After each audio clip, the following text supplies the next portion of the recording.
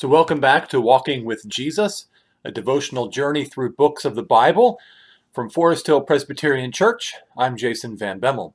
We are on day 7 of Hebrews, and we are digging into the heart of chapter 2 of Hebrews. Today's reading is Hebrews chapter 2, verses 5 through 9. For it was not to angels God subjected the world to come, of which we are speaking.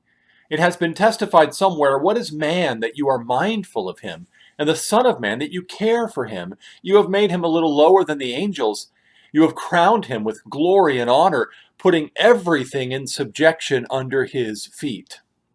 Now, in putting everything in subjection to him, he left nothing outside his control. At present, we do not see everything in subjection to him, but we see him who for a little while was made lower than the angels, namely Jesus, crowned with glory and honor because of the suffering of death, so that by the grace of God he might taste death for everyone. That's Hebrews 2, 5 through 9 in the English Standard Version.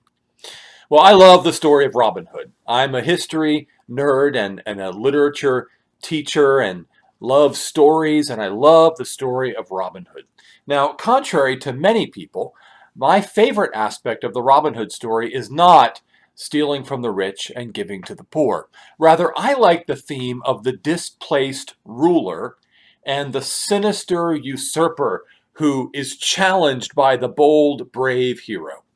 You see, King Richard the Lionhearted is off fighting the Crusades, and Prince John is ruling over England in his place. Only Prince John sees himself as King John and tries to take the throne for himself. Sir Robin of Locksley, a knight who's just returned from the Crusades, begins to confront and resist the corrupt would-be king.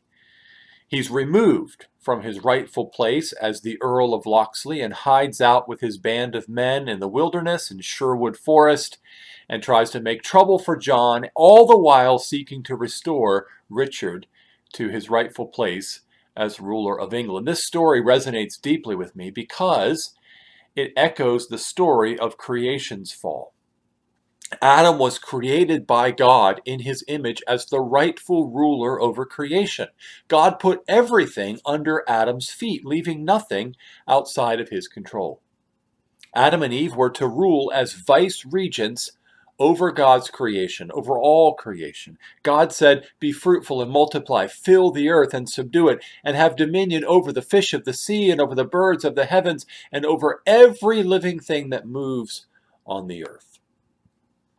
But Satan, entered the Garden of Eden in the form of a serpent and began an insurrection to overthrow Adam's rule, just as it was beginning. Satan succeeded. He got Adam to submit to his devious plan, and he threw all of creation into chaos and death. Well, who could set things right? Jesus, of course. That's the answer. Jesus comes in like a Robin Hood figure, poor and outcast, working outside and against the system. The eternal Son of God agreed for a time to be made lower than the angels. Why? So he might taste death for everyone.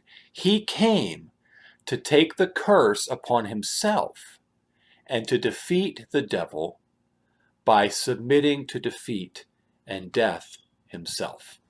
As we continue through Hebrews, we'll see exactly what Jesus did to win this great victory. But here the author of Hebrews wants us to pause and consider how gloriously Christ has restored humanity.